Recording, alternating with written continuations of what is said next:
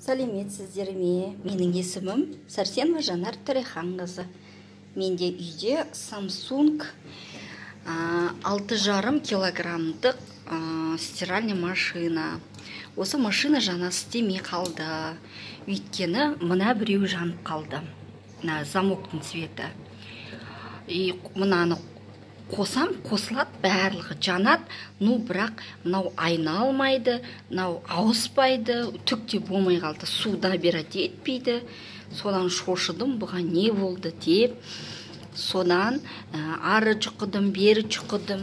Мынаусында тазаладым, вроде бұдан проблема жоқ. Содан бұған не болды деген ой кетіп, арыздеп, беріздеп, ақыры шешімін таптым.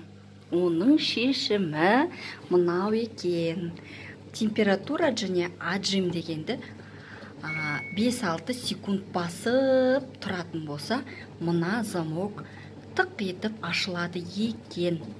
Яғни, осы замок тық етіп ашылғанша, мына екеуін бірдей басып тұруымыз керек екен. Қарап тұрсаң, сондай бұзылғанды біз мастерге звондап, шақыртып, талай ақшамызды кетіріп жатамыз.